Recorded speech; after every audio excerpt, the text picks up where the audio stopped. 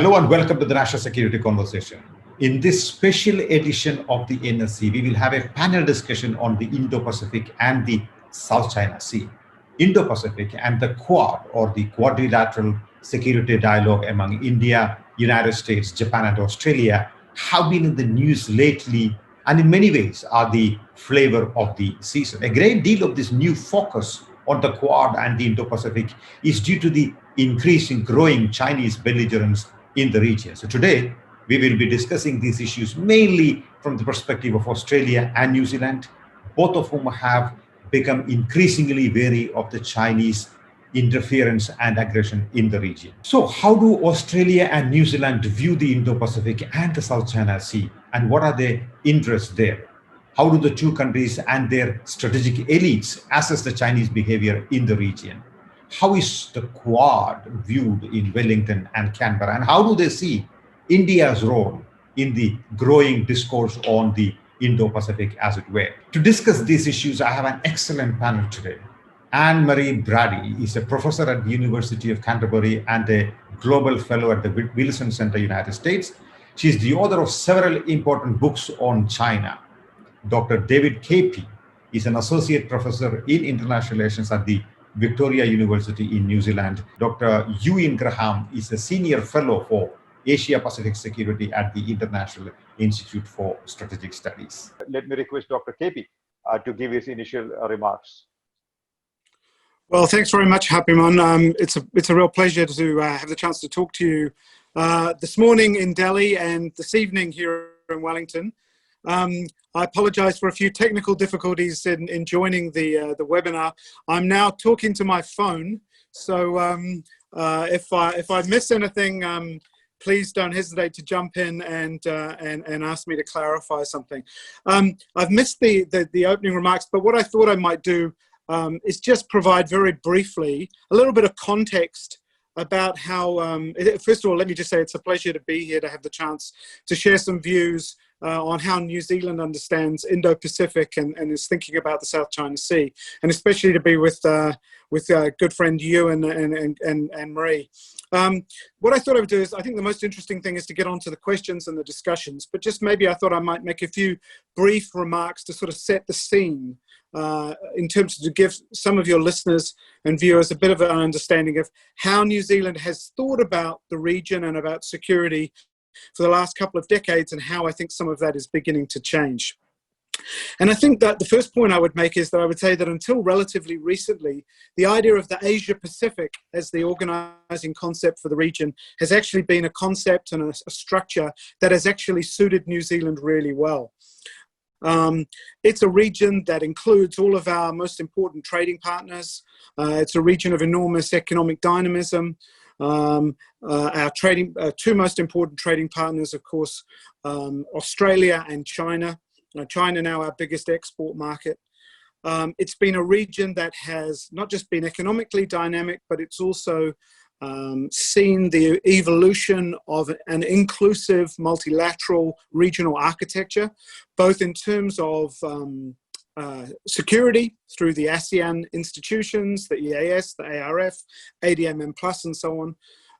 But also economically, APEC, arranged around that Asia-Pacific framework, has been very important to New Zealand historically. And of course, we would have been the chair of and host of APEC next year were it not for COVID, and we will be hosting that as a virtual summit in New Zealand.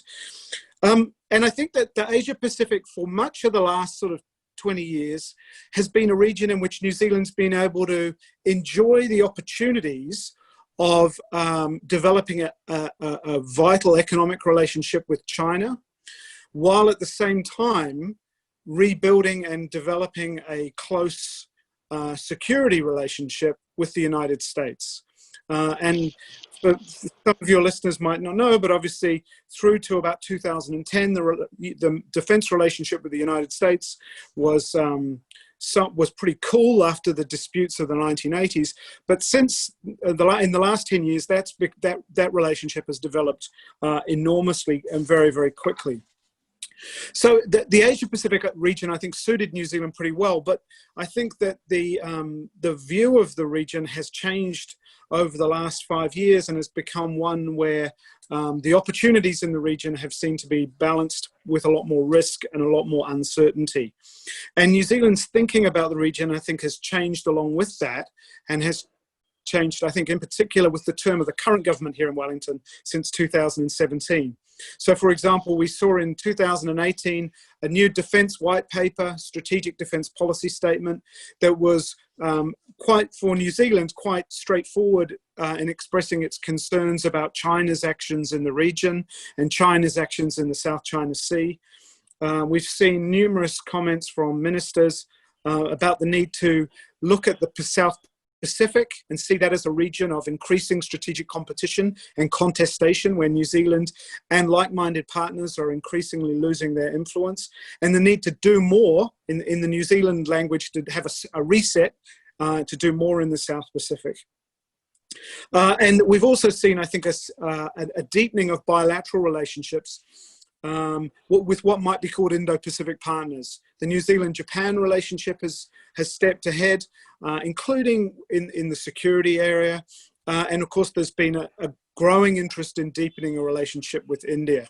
Now, I would say that as well as that, China remains a vital and important economic partner. But increasingly, I think the balance between opportunity and risk has changed over the last 3 years, and that there's a realization this is a much more complicated region and a much more challenging region. And I guess I'll wind up with one last point. I'll just say that, and we can pick up on some of those concerns in the questions if you like. But just the final point I would say is that, of course, New Zealand and India and Australia, one of the things that all three of us have in common is we're robust democracies. And right now in New Zealand, we are just less than 2 weeks away from a general election that will see a new government installed. Now, foreign policy and defence policy and strategic issues are not issues on the campaign trail. This is an election all about, primarily about COVID and about the economic challenges that presents. But if the polls are believed, it seems likely that the kind of government that comes back after the 17th of October will be slightly different in terms of the composition of the coalition. Now, the polls are one thing. We'll have to see what happens in the actual election. But right now, the party that has held the foreign minister and the defence minister's post, New Zealand First, on existing polling would be out of government. And so we might see some interesting shifts, maybe only in terms of tone and focus, if there is a new government in power after the 17th of October. But I'll leave it there, and I'll be happy to pick up some of those themes in questions if people are interested. Thank you, Dr. Capie. I think we have a bunch of very interesting comments to begin this panel, as it were. And you mentioned about the strong, robust security relationship that New Zealand has with the United States, and the strong economic relationship that it has with China. Is there there seems to be a certain amount of tightrope walking in the recent times, as it were. Is there a fundamental dilemma that is developing in sort of New Zealand, as it were, about this sort of a relationship? Given the fact that there is a US-China trade war going on at this point of time, and the Chinese aggression in the region is perhaps on the rise. So where does that land New Zealand, as it were, in sort of balancing these two very important relations, economic on the one hand and security on the other? Yeah, I mean, it's a very good question. As I said, I think that for much of the last 2 decades, we were sort of able, like many countries, to have that there weren't those contradictions or those tensions and challenges, and those have become much more acute in the last 3, 4, 5 years, as we've seen a more assertive China in the South China Sea, around its periphery, recent actions in Hong Kong and so on. And I think at the same time also a more unpredictable US in the region. But increasingly there are elements where it's becoming, I think New Zealand, like lots of countries, has navigated this path over the last 4 or 5 years or so, but it's becoming increasingly difficult to do so. But apart from that, I think that also, some of the decisions are not that difficult when it comes to how you decide to align in terms of values, in terms of core interests. But there are increasingly issues where it's becoming black and white, and I think that New Zealand has been careful to try and so, for example, if we take an issue like one issue that's come to the fore in the context of the US-China relations is the increasing articulation for some sort of decoupling, and particularly in the tech sector. So New Zealand, like Australia and a number of other countries, has not gone ahead and used Huawei technology in its 5G network, but it hasn't framed that as a ban of Chinese technology, but rather it has a vendor agnostic, a country agnostic process that's very technical. So it doesn't single out China for criticism or to say your technology is banned. So seeking to kind of try and walk a careful line. Right. Let me sort of because you talked about 5G, let me sort of ask that question again in sort of different words. In sort of talking about the 5G decision, the Australian government actually expressed national security concerns over China's telecommunications investment in Australia, whereas New Zealand framed it as a choice, its choice as a country agnostic decision made by bureaucrats, not by politicians. I think the question that we are trying to get an answer for is whether there is a certain amount of unwillingness in Wellington to see China as a challenge / threat, or do you think that is overstating the point?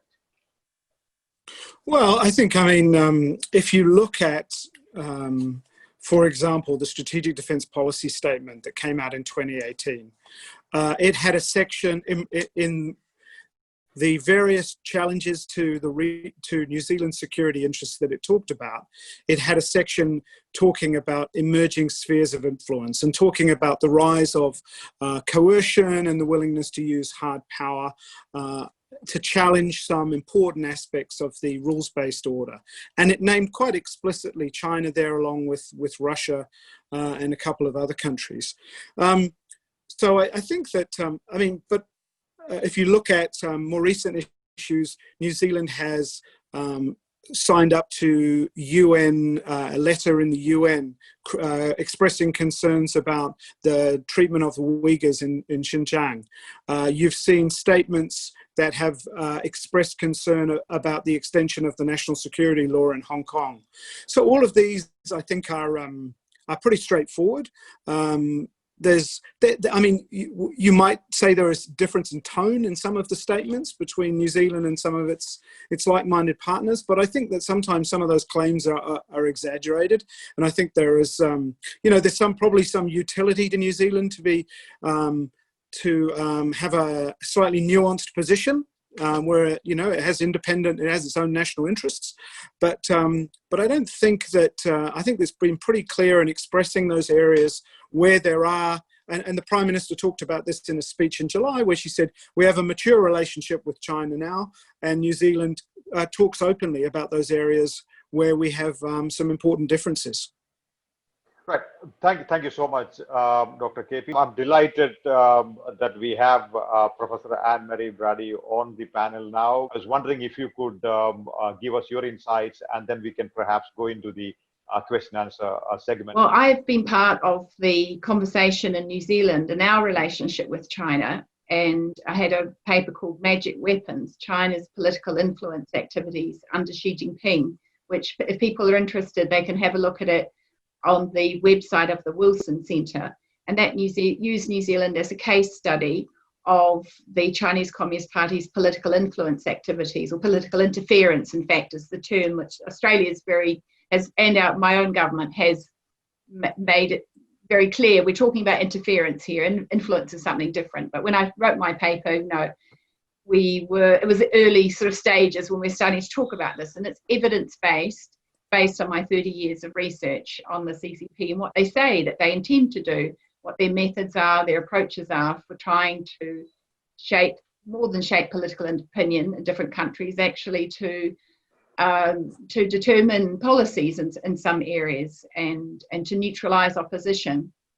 And so that paper inspired an internal conversation in New Zealand about what we were going to do about this issue. And the debate was between economic security or national security. And I think every country is grappling with this issue. I'm grateful that my country has come down on the side of national security, because without national security, you have no economic security. But New Zealand is a small state.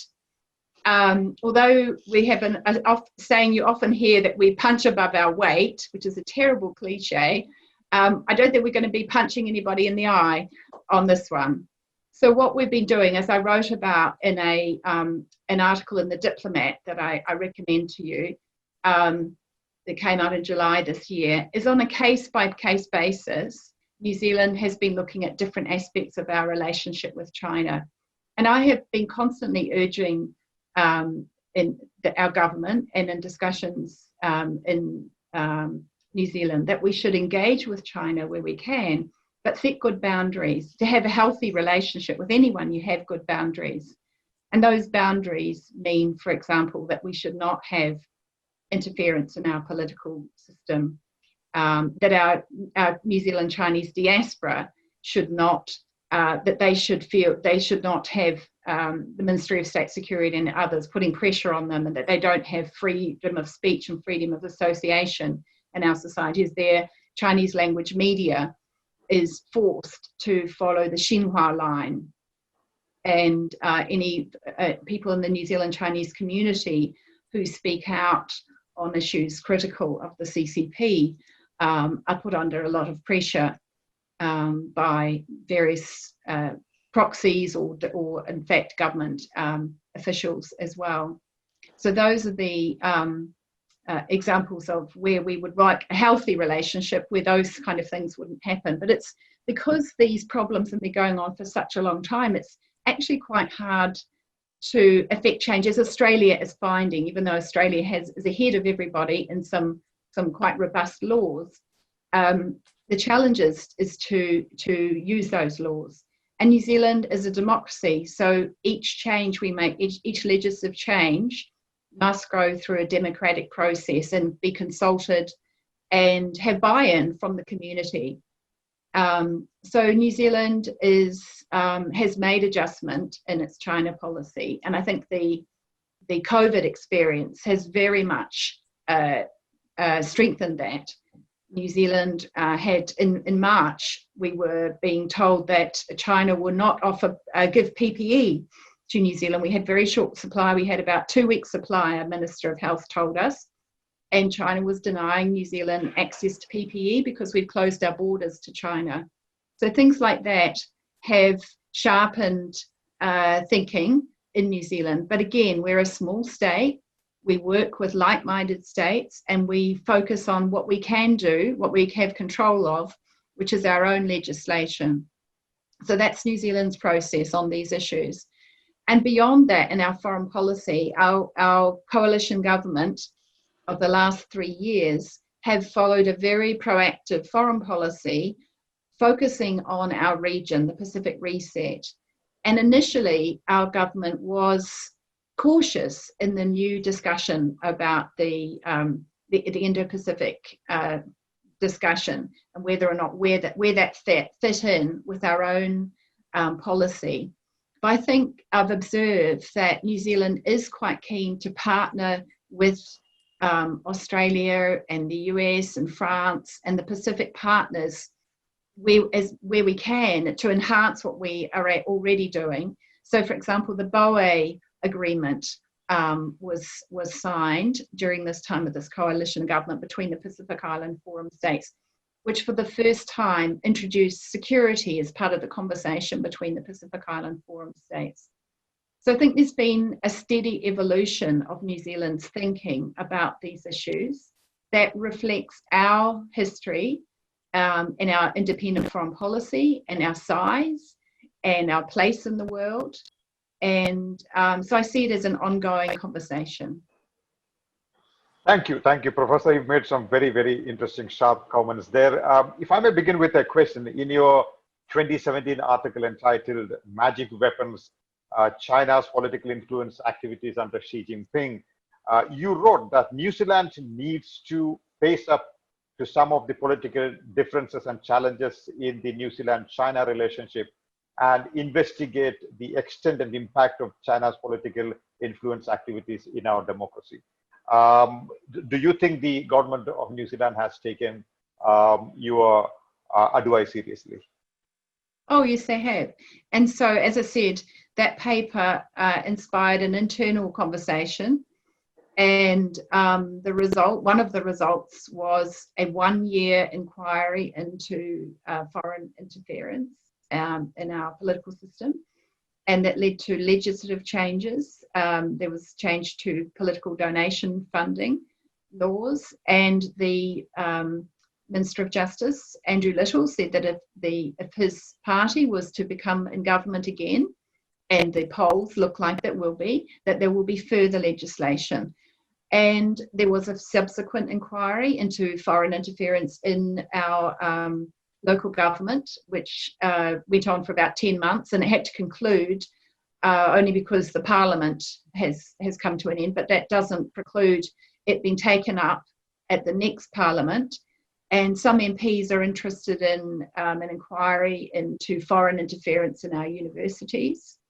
There have been legislative adjustments to the Overseas Investment Act, particularly, which happened, interesting, under urgency in July, particularly focusing, initially they were done on foreigners purchasing New Zealand real estate, so private real estate, homes, that sort of thing. But the newest changes were about investments in strategic infrastructure. So I'm looking to you in there, so I'm thinking about the Darwin Port example, or in the case of New Zealand, Wellington Power. And so New Zealand has now tried to kind of, as they say, close the gate after the horse has bolted, but to try and better, to get that thinking into the Overseas Investment Act, the national security considerations. And interestingly, we've seen there was a release of documents from the Treasury of the policy discussion in the different ministries about this. And in February, there were different views between MFAT and SIS and Treasury about the extent of these restrictions in the OIA. For example, would they include investment in the media? Well, by July, after the COVID experience, yes, everything that was recommended was passed and accepted. So that's an example, as I say, where I think that concerns about the foreign policy of the Xi government and how where it has an advocate effect on New Zealand and where we could better protect ourselves really have crystallised now. But it's case by case, and it reflects our feeling of what agency we have as a small state. And one thing we can change is our own laws, but we must do so in a democratic fashion. We must consult, we must engage, we need to hear what, all the interested parties, what they have to say, and that's the process they're doing. So it may be painful to watch, but that's democracy. Let me now turn to Dr. Graham. Graham, if you could give me your initial comments, and then let's get going with a few questions and discussion. Well, thank you, Dr. Happymon Jacob. Thank you to the CSDR for the invitation, and to the Australia-New Zealand Foundation as well. And nice to see my friend and colleague, David, on the line from Wellington across the other side of the Tasman Sea. Can I just clarify that I represent the International Institute for Strategic Studies in the Asia office. I no longer represent the Lowy Institute, so I'd just like to... My apologies for that. Not at all. So I will start my framing comments by looking at the South China Sea, and then work my way out to the Indo-Pacific from there in an attempt to try and provide an Australian view. The South China Sea matters to Australia both as a physical space and as a normative space. What do I mean by that? Well, in physical terms, let's begin with the economic stake.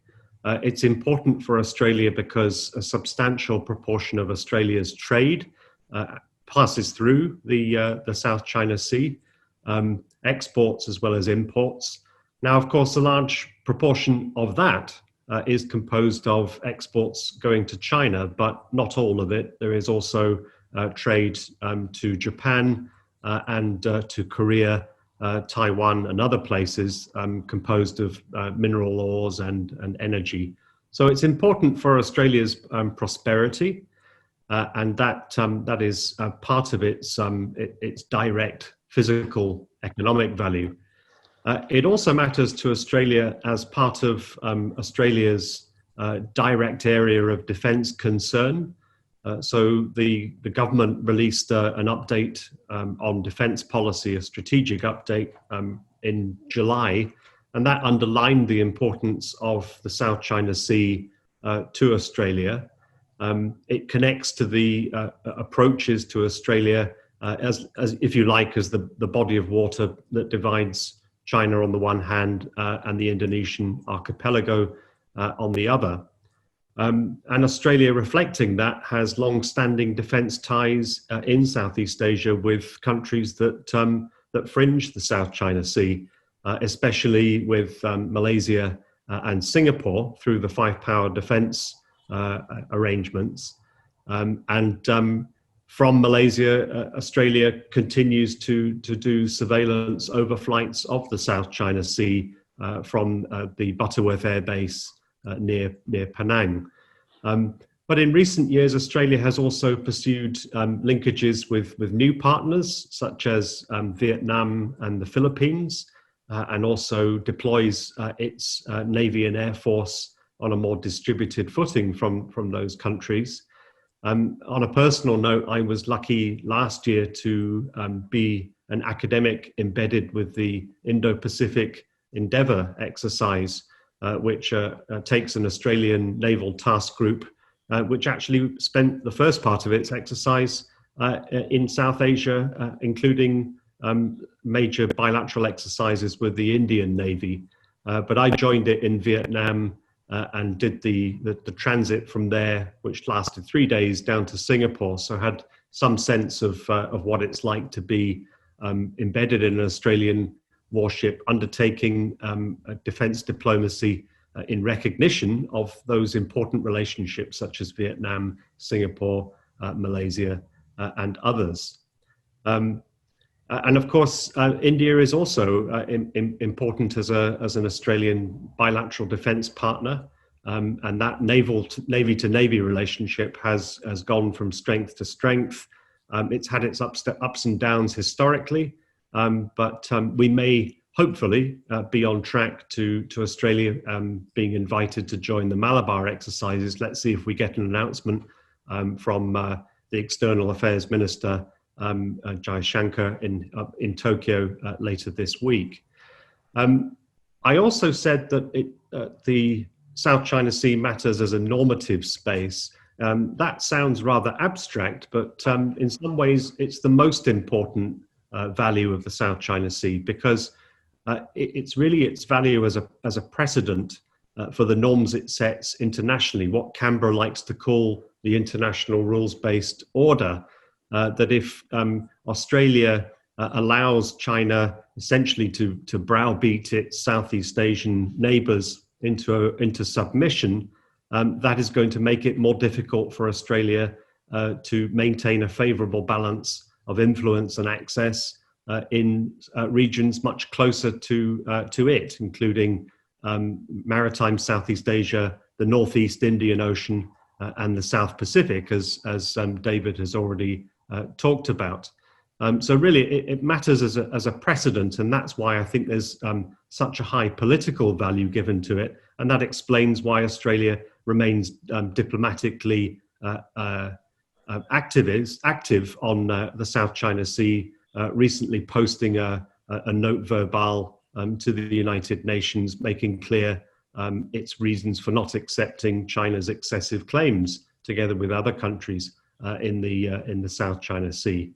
The South China Sea, just to shift it up a gear to the Indo-Pacific, it naturally sits at the physical center of the Indo-Pacific, and Australia, slightly to the south of it, is also central in geographical framing, and that's you could say that that's helpful for the national ego on one respect, because in historical maps, Australia is normally shunted down to the right hand corner, so that there's been an adjustment of Australia's position. But I think beyond that, the more serious point is that Australia benefits from, if you like, stretching the strategic canvas from its traditional Asia-Pacific framing further west, in recognition of the fact that Australia's geography is also bounded by the Indian Ocean, and that Australia has economic and strategic ties. And India is, if not mentioned in the Indo-Pacific, the Indo part, I think, clearly is a nod to India's strategic importance to Australia's future in maintaining a favourable balance across this broader sub-region. And it should not be forgotten that Australia was actually the first country to import the language of the Indo-Pacific into its official documents through defence white papers and other statements. So although it's now become the accepted nomenclature for the United States and Japan, and indeed many other countries around the region, Australia was first out of the traps on that. So I think that's also, it also sets an interesting perspective between Canberra and Wellington, because as David was saying, New Zealand has been rather more reluctant to accept it as its official framing, and that's also reflective of its geography. New Zealand sits in the South Pacific unambiguously, whereas Australia, if you like, has a foot on both coasts. Right. Thank you. I think, Dr. Ham, some very interesting points.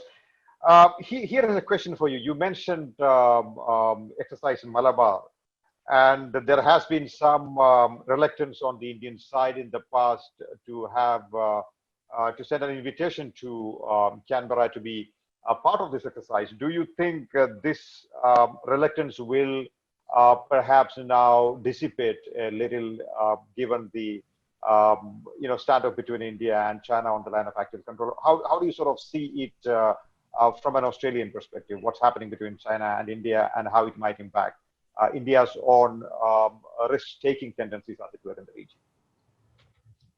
Well, it's taken on a symbolic significance because Australia has been knocking on the door now since 2017, so far without luck. But I think there are 2 points to make. One, I do think that the Malabar exercise is likely to be broadened to Australia, at least in an observer capacity. And as you've said, I think correctly, the context for that is India is feeling the heat more directly from China and is prepared to lay out calibrated costs for China, including broader defense linkages and participation. We saw the landing of an American P-8 at Port Blair just this week, and I think that's part of the same calibrated response, that a nod to the United States and a nod to Australia demonstrates that India can do things also to make life complicated for China, particularly in the naval and maritime domain, as a balance to the direct pressure that it's feeling across the Himalayan land frontier. But although it's symbolic, in some ways I think its relevance has been overtaken by facts, because the two navies have already worked around Malabar to develop AUSINDEX, which is the bilateral exercise, to a much higher level of sophistication. So the exercises that we see Australia and India already doing bilaterally, involving anti-submarine warfare and some pretty high-end sensitive naval activities, show that this is a relationship that already has developed substantial military momentum and trust. And I think that is the broad posture. We saw that reflected at the political level too, with the virtual summit between Prime Minister Morrison and Prime Minister Modi just a few months ago, in which they were talking about cooperation in broader fields, including rare earth metals and broader economic collaboration. So I think that there is not an identical threat perception between India and Australia on China or other matters. There never is. The same is true of the quadrilateral. Part of the advantage of these multi-nation linkages is you get a different perspective, even if there is an inefficiency cost built into that. And I think the Australia-India relationship is one that is trending in a positive direction. Graham, here is an additional question, and you seem to argue in your writings that, correct me if I'm wrong, the United States is it has been a bit risk averse in the region in terms of military deployment or military exercises in the wider region. I seem to get that feeling from your writings about the U.S. role in the region. Have I got that right? If so, what are the implications of that for the region? I'm not sure that I would frame it in those terms. I think the point is not really the United States' failure to be militarily present. It's really the other areas of US engagement that have been lagging, the political side and especially the economic side. And this gets to, I think, the weakness of the American pitch under the current administration. It's been too narrowly focused on a spectrum around defense and security, but also negatively framed, in which it is calling out China's bad behavior for understandable reasons. But I think you have to have a coalition for, not a coalition against. There has to be positive inducements, especially for the Southeast Asian countries, who are the ones sitting in the middle of this, closest to China already, and who are trying to avoid making exclusive choices and also hedge their bets to their national interest. And to do that, you have to be able to offer a positive economic and political leadership, and not simply call out bad behavior and impose sanctions. But on the military side, there are things that the United States could do more. Primarily, I think if there is a new administration in Washington early next year, they have to realize that the United States can no longer be a global superpower as it was in the 1960s or 70s. Those days are gone. And if the priority is the Indo-Pacific, there will have to be trade-offs in other areas, from Europe, from the Middle East, and a redirection of attention and assets to reflect that, because China, frankly, is a strategic concern that could consume the United States' attention without any other issues in the world. But the world will not give it that ability to concentrate. So I'm still. I think the United States has a great deal on its plate domestically as well as internationally, and we can't expect it to fill the vacuum. It brings the question down to us, countries like New Zealand, India, and Australia, to be able to do more together, because we have to make up that balance, because the United States is no longer willing or able to do it unilaterally. Thank you. And here is one more question for Dr. Capie and you, Dr. Graham. And you know what I sort of sense from this discussion that we have had so far is that there is a major difference in how New Zealand views the China challenge, as it were, if I may put it that way, and how Australia looks at the China challenge. Is it a function of what is the reason behind it? Is it a function of national power? Is it a function of strategic outlook, or is it a function of economic dependency on China? What explains the difference in how Wellington views the China challenge and how Canberra views the China challenge? Dr. Capie, if you could take that question first. Well, I wouldn't want to overstate that. I'm reminded of a really nice phrase that the Australian former official and analyst Alan Gingell said when he compared Australia and New Zealand. He said that Australia feels strategically vulnerable but economically secure, whereas New Zealand feels economically vulnerable but strategically secure. And that partly that flows from that different sense of the strategic geography that Euan mentioned in his comments before. But I do think there are real, I think that there are real concerns about a much more contested and challenging region. And that's not just in Southeast Asia and the South China Sea, but also closer to home in the South Pacific. So sometimes I think that I think that there are different ways of approaching, and sometimes it's a question of how concerns are raised. Perhaps sometimes it's a question of language or tone. I think you also, but I don't think there's I don't think there are deep underlying differences. I mean, I think, as I said, the strategic geography is different, and Euan made those comments really well about the sense that Australia feels that vulnerability around its northern approaches. But I wouldn't want to overstate those differences. I think there certainly has been a marked shift in New Zealand in the last 3 years as how it sees the region changing. Thank you, Dr. Graham. So we haven't said very much about Australia's relationship with China. I mean, you could hold an entire web event on that, and we could happily fill it with a spectrum of views. But just to try and condense that, Australia is interesting because its economic trade reliance on China is very pronounced, up to about 40% in trade in goods and services goes to China now. That's very high by the standards of any country, let alone a United States ally. So there has been a bit of a standing contradiction, you could call it, between that and the growing sense of strategic unease at China's international behaviour. But I think what shifted the political climate in Australia is also the debate around foreign interference. Now, foreign interference is also framed in country agnostic terms, but clearly China is the central concern there. And I think if you want to pick a date, I think 2017 is when Australia really started to take that much more seriously under Prime Minister Turnbull when he was still in power, and enacted legislation around that specific threat.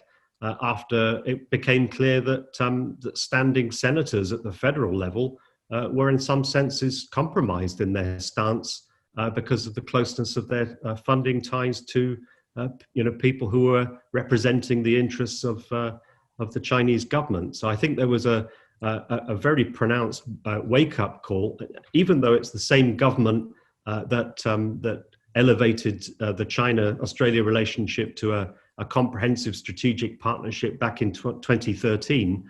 At the other end now, 7 years later, it's a very different relationship, one which is almost frosty across the board, with a diplomatic freeze in contacts, and actually, although Alan Gingell's comment was referenced by David just now, but I don't think Australia feels economically secure in the China relationship to any degree at the moment, because China has used the coercive levers of tariffs and other trade barriers to try and coerce Australia's position into being more China friendly, less US friendly, and that I think has backfired.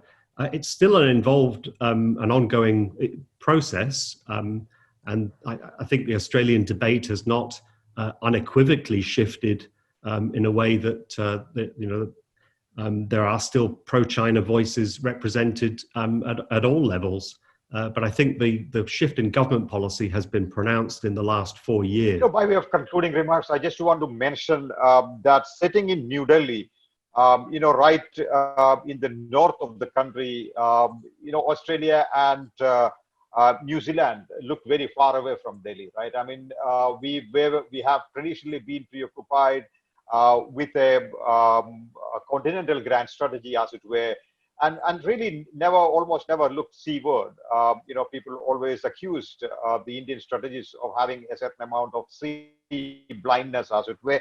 I think things are changing now. The China challenge that India is facing today is forcing its decision makers to take a relook at its grand strategic posturing, as it were, and sort of look at the possibility of meeting this China challenge using the maritime connections and maritime relationships, as it were. So as Dr. Graham said, this in some ways is a gift from China. It is forcing the countries of the region, including yourselves and India for that matter, to sort of look closely at aligning, coming together, making coalitions, as it were, and sort of try and meet this challenge, as it were. And I think this China challenge is serious in many ways, and as many of you have pointed out, I think the reality of China's economic growth is something that we cannot really ignore. China is an economic giant, also a military giant, and all of these countries have robust economic relationship with China. The point is to balance. How do you deal with China economically and at the same time address the Chinese military challenge, as it were? I think that really is the tightrope walk we have to sort of engage in. But I can say, sitting in Delhi, that the thinking very much is in line with what we have discussed today about the middle powers, the focus on middle powers, the focus on normative order, rules-based international order. And I think as a growing country, India has every stake in some of these concepts, as it were. And it was wonderful to listen to experts from these two countries. As I said, I'm sure Delhi will initiate a lot more contacts with your countries, and our strategic community will have a lot more conversations with you in the days ahead. But it's been wonderful talking to all three of you, Dr. Graham, Professor Anne-Marie, Dr. Capie. We hope to have you again at some point of time to discuss these issues. And thank you, CSDR, for organizing this. And all of you have a good evening in Australia and in New Zealand. Thank you.